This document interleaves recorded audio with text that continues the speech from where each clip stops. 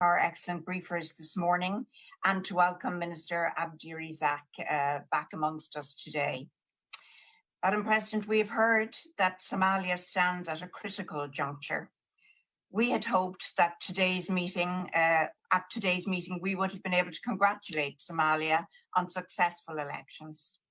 Instead, the constitutional term of the President of Somalia has ended without agreement on an inclusive political arrangement for electoral process, which would ensure a peaceful and political transition.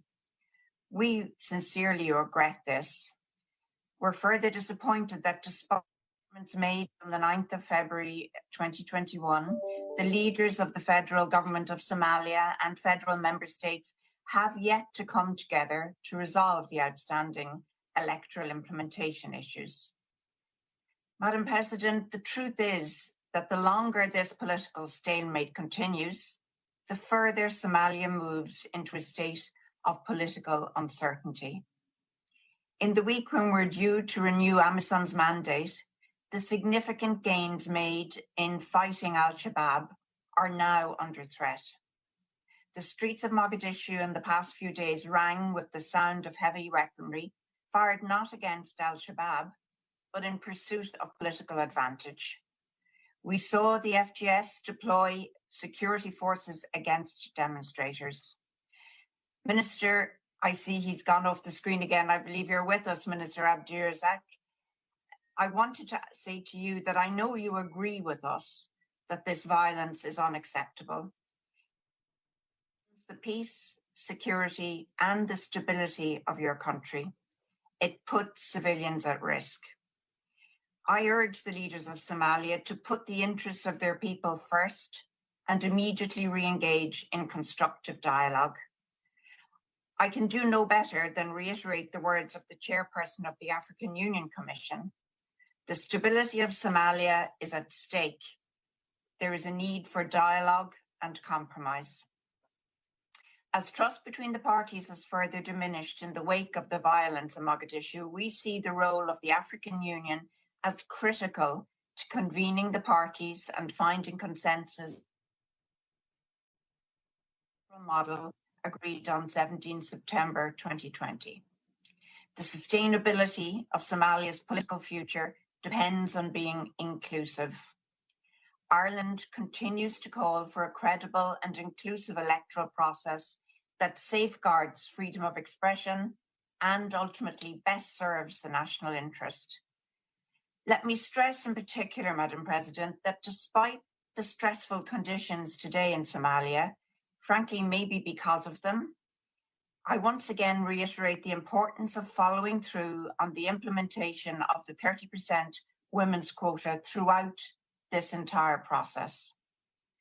Madam President, AMISOM and Somali National Security Forces risk their lives every day in the line of duty. Too frequently, as we've seen, they pay the ultimate price. We welcome the successes in reducing the number of vehicle-borne IEDs, which was the result of increased effectiveness of security operations. Equally, the disruption of supply chains and the enforcement of the arms embargo are key in countering IEDs. However, there are still, as we know, far too many people dying in the hands of Al-Shabaab and others in attacks such as the one on the Afrique Hotel on the 31st of January. We condemn these in the strongest possible terms. To move beyond this context, we need to see sustained momentum on Somalia's security transition.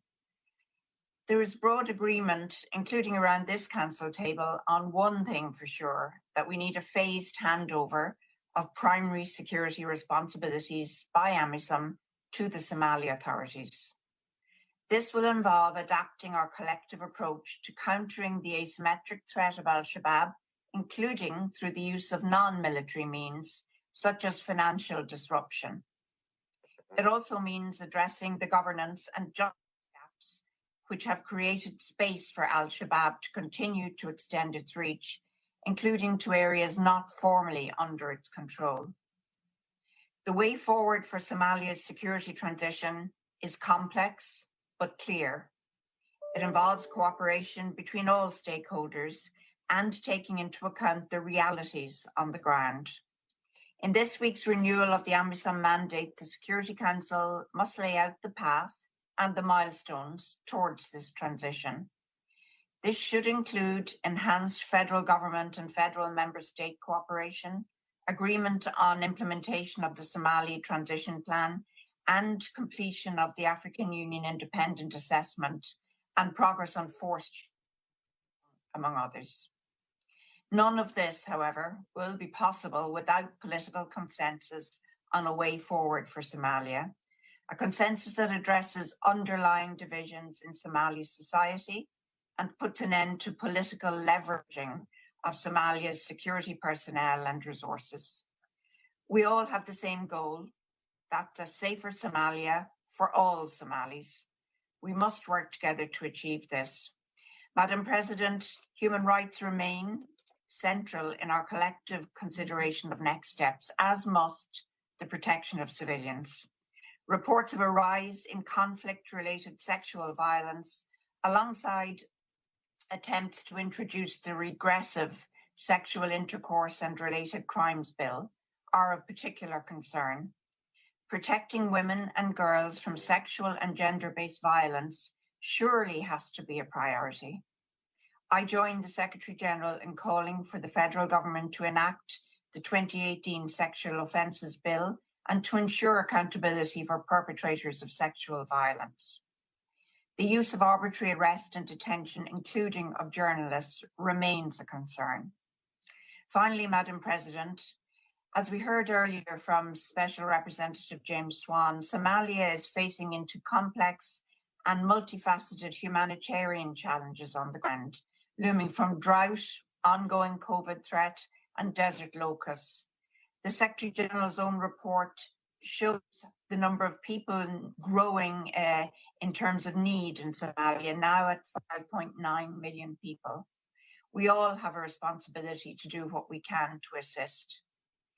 However, and I say this with our friend, the Somali Foreign Minister with us, the Somali leadership must also recognize that the time spent arguing about election modalities and the use of armed violence is time and resources lost to protecting the lives and livelihoods of Somalis and a drag on building the much needed prosperity and security of Somalia. I therefore call again on all parties to quickly find consensus on the holding of inclusive elections so that we can collectively focus firmly back where it belongs, ensuring the safety, security and health of every Somali citizen. Thank you, Madam President. I thank the representative of Ireland for her statement. I now give the floor to the representative of China. You have the floor.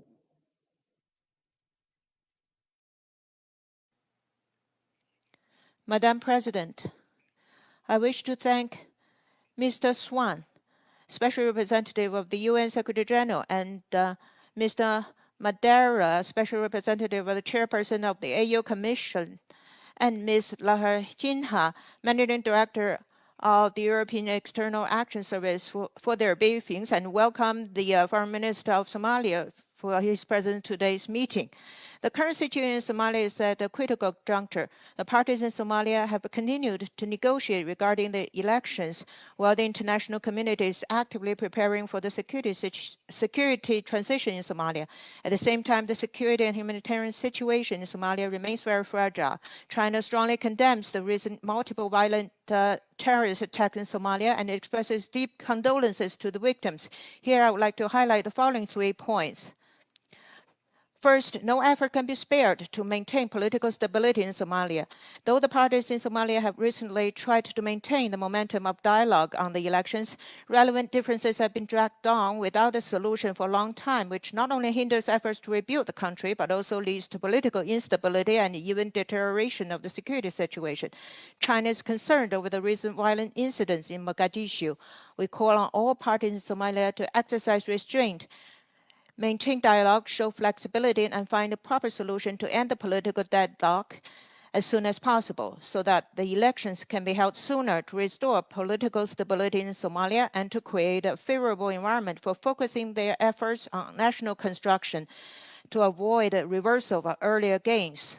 Second, The security situation in Somalia needs continuous improvement. Somalia will need to rely on itself to achieve peace and stability in the country after all. The international community has already reached a consensus on the gradual assumption by Somalia of its security responsibilities, while affirming that AMISOM remains indispensable under the current situation. All parties should follow the principle of a Somali-led and Somali-owned solution to reach an agreement on a steady and orderly transfer of security responsibilities.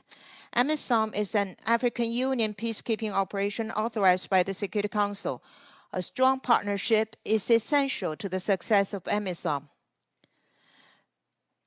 The roles of the United Nations, the African Union, the troop contributing countries, and the role of the host country are all indispensable. China supports the parties in strengthening communication on the renewal of AMISOM to find a solution acceptable to all. Third, we need to help Somalia cope with humanitarian and development challenges. The compound effects of COVID-19 floods and locust infestation have exacerbated the humanitarian situation in Somalia. About 1/3 of its population is in urgent need of humanitarian assistance.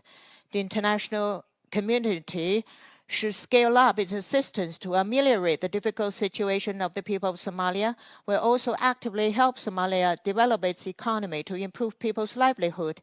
China welcomes the efforts of the Somali government to meet the completion point requirements to achieve debt relief for heavily indebted poor countries, and expects the international community to provide a more lenient environment for the development of Somalia. China has always been engaged in helping Somalia achieve peace and development. We have recently donated multiple batches of supplies to Somalia to support the country in strengthening its judicial capacity building. We will also provide COVID-19 vaccine assistance to Somalia upon request. China will continue to work with the international community to make contributions within its capacity to peace and reconstruction in Somalia. Thank you, Madam President. To the representative of the Russian Federation, you have the floor.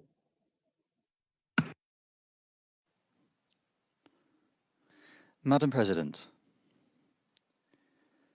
we thank the Special Representative of the Secretary-General, James Swan, the Special Representative of the African Union and AMISOM, Francisco Madeira, and the Representative of the European Union, Rita Laranjinha, for their informative briefings.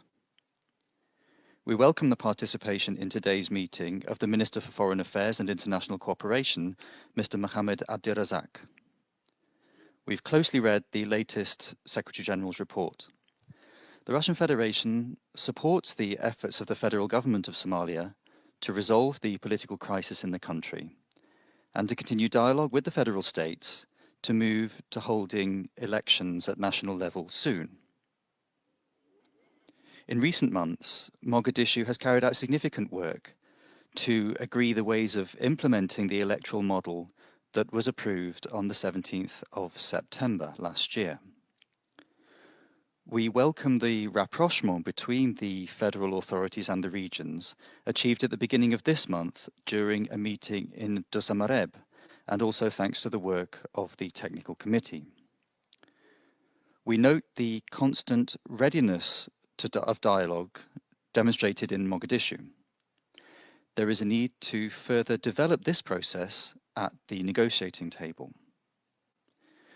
We should bear in mind that ultimata, a lack of a constructive approach, or internecine conflict could strengthen those forces working against unity within the country.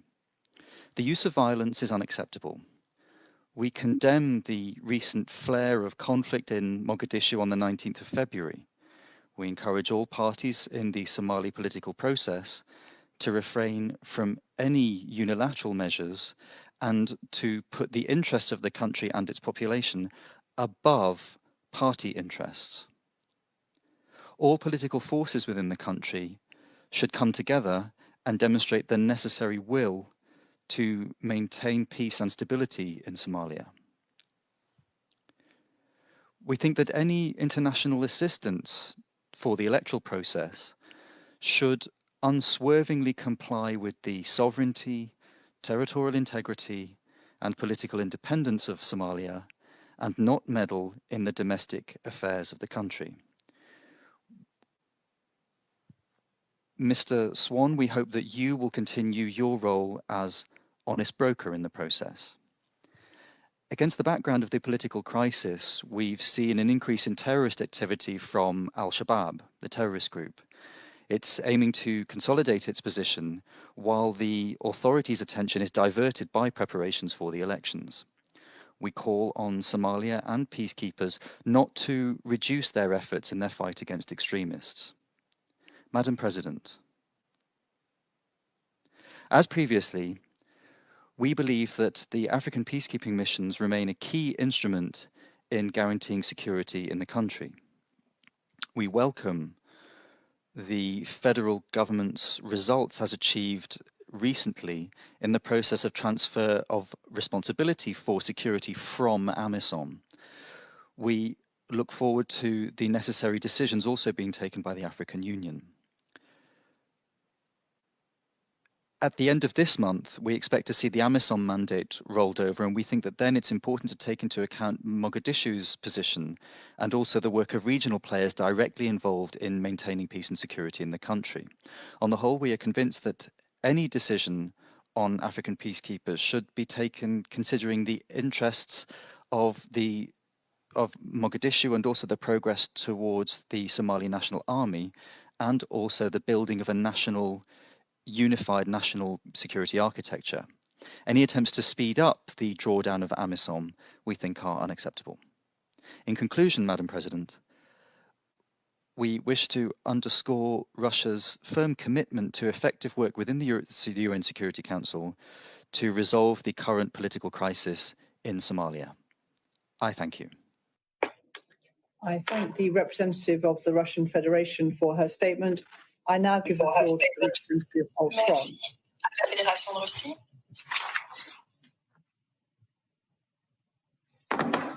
Je donne la parole à la France.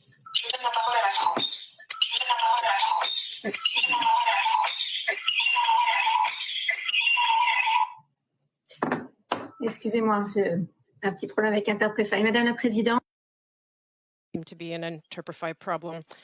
President, dear colleagues, I wish to begin my statement like my Irish colleague by indicating that France condemns most strongly the violence that has taken place in the east of the DRC. And we extend our condolences to the victims and their families. Madam President, dear colleagues, I thank today's speakers for their briefings and their comprehensive information provided. We condemn the violence that has been taking since February 18th in Mogadishu. These clashes are taking place in a context of political deadlock, lack of a prospective date for the elections, and these elections were to lead to the appointment of a new parliament and president by this past February 8th, and they remain essential for the legitimacy of Somalian institutions. We therefore call on all parties to exercise restraint as violence carries the potential risk of clan-related conflict and plays into the hand of terrorists. The international community cannot allow our common efforts to combat Al-Shabaab and achieve the consolidation of the Somalian state to be hindered. It is therefore important to overcome this current political impasse as soon as possible. In that connection, we take note of the technical agreement of February 16th on organizing the elections. It is the first step in the right direction.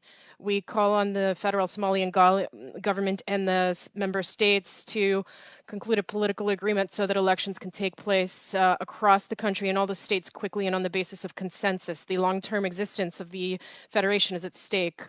Recall the importance of the inclusivity of the electoral process. The full participation of women must be ensured as voters and candidates, including the 30% quota in Parliament. We also call for the participation of youth in accordance with Resolution 2535 on the Youth, Peace and Security agenda. Intra-Somalian discussion should allow to strengthen the rule of law and consolidate democracy in Somalia with the support of the UN and SRSG SWAN, whose work I commend. The adoption of the constitutional amendments is equally crucial for building peace.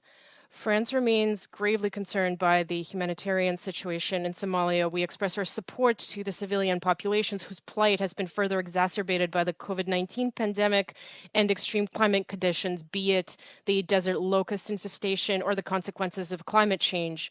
We call for ensuring unimpeded and safe humanitarian aspect and condemn attacks on humanitarian and health personnel, as well as obstacles to provision of humanitarian aspects. These crimes will not remain unpunished.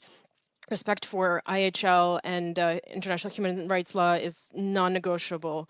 We're also concerned by the increase in violence against children, and we call for the full implementation of the conclusions of the Working Group on Children in Armed Conflict adopted in August. We reiterate our concern over the draft law on the protection of children, which is currently being studied, which is not in line with international and regional legal instruments to which Somalia is a party, including the Convention on the Rights of the Child. Finally, Madam President, I recall that 2020 is to be the year of security transition as stipulated in Security Council Resolutions 2520 and 2540. We take note of the transition plan that has been transmitted to the Council by Somalia, and we welcome the independent assessment carried out by General Dos Santos Cruz and his team. We support the conclusions according to which AMISOM should progressively hand over functions to Somalian armed forces. France believes that a decision must be taken this year on the role and financing of AMISOM, and this will require constructive discussion with the participation of all, first and foremost the African Union and its Peace and Security Council, but also Somalia, TCCs, and financial backers. In this connection, I recall the EU's commitment, which has contributed more than $1.94 billion since 2007. It is essential for other countries to support this mission financially as well, and France stands ready to contribute to the success of that discussion. For her statement. I now give the floor to the representative of the United States. You have the floor.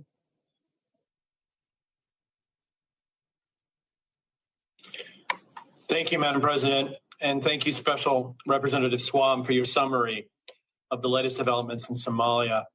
The United States also greatly appreciates the comments and the analysis from the other briefers this morning. As many of the speakers before me have said, we meet here today at a critical time for Somalia as the country both approaches an imminent political transition that will determine the country's leadership for the next 4 years, and as the country prepares for a security transition that will begin to take shape starting next year.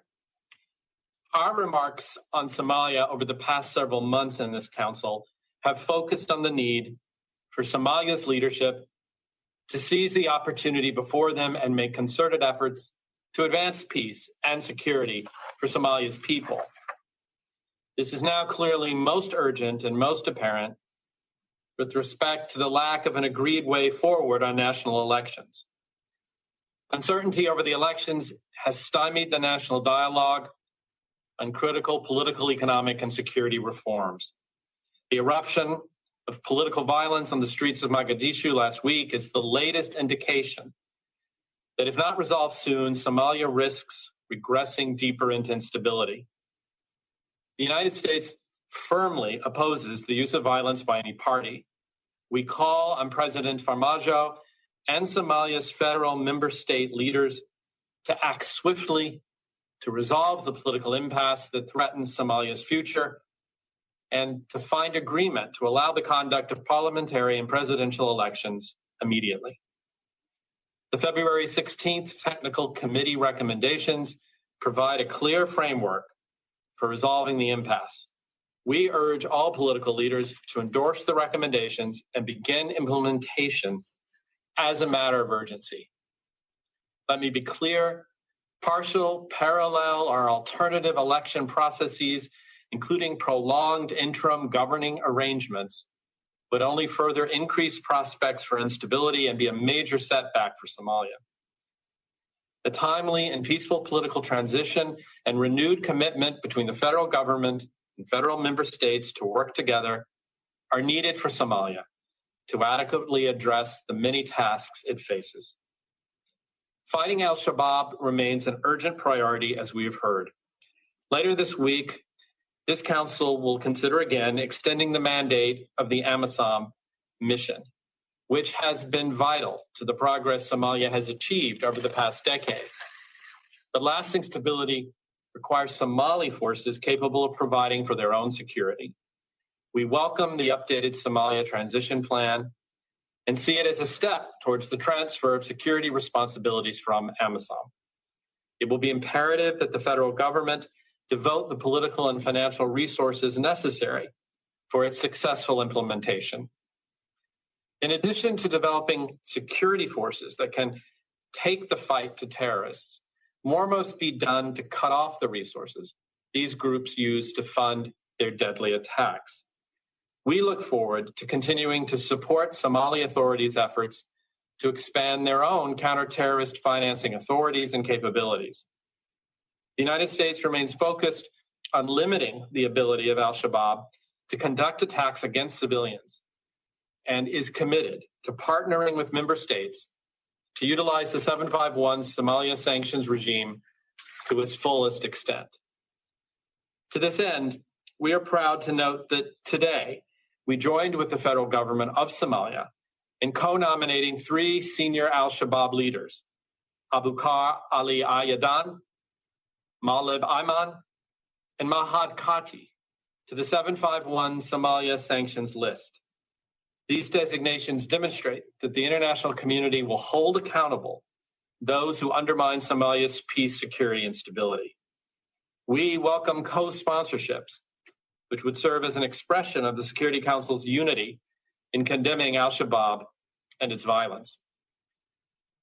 Consistent and united support from Somalia's neighbors and other international partners for reform and stabilization remains imperative. It is incumbent on all of us, Madam President, to remain focused on Somalia's stabilization and to avoid the pursuit of narrow interests that work counter to this long-term strategic goal. Thank you very much. I thank the representative of the United States for his statement. I give the floor to the representative of Mexico. You have the floor.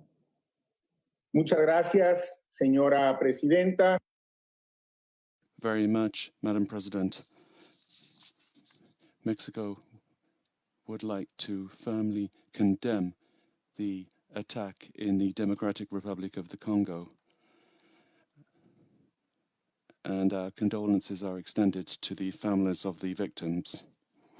We'd like to thank the Special Representative of the Secretary General, James Swan, and Special Representative of the African Union, José Madeira, for their reports on the situation in Somalia, particularly with regard to the most recent events, with regard to the political process, with regard to elections, and also with regard to the general security challenges. We're also grateful to the Managing Director, Rita Larrañaga, and we'd like to welcome to this meeting the Minister for Foreign Affairs and International Cooperation of Somalia. Mexico regrets that it has not been possible to achieve an agreement to deal with the political and electoral stalemate at the recent meeting of leaders in Dusamareb, and that it was also not possible to hold the meeting that was initially planned in Mogadishu. Nevertheless, it's good to know that other high-level contacts have provided results and agreements on certain controversial matters. We would call upon all political leaders to continue along the path of dialogue in order to resolve their outstanding differences. It's essential to avoid violent actions which could endanger a possible agreement or indeed endanger the very stability of the country. The permanent threat of Al-Shabaab, together with the uncontrolled flows of arms into Somali territory, is a lethal combination. The consequences of this are paid for by innocent civilians. Mexico calls upon the Somali authorities to apply effective controls to weapons transfers and to ensure the effectiveness of the embargo. Without an effective plan to control the scourge of these unrestricted flows, we will not see an end to this humanitarian tragedy. Certainly, We welcome the recent publication of the transition plan, which details the vision of the Somali government to gradually take over responsibilities in the area of security and coordination, security in coordination with the international community, including the United Nations and the African Union. But at the same time, we condemn the deplorable rate of sexual and gender-based violence referred to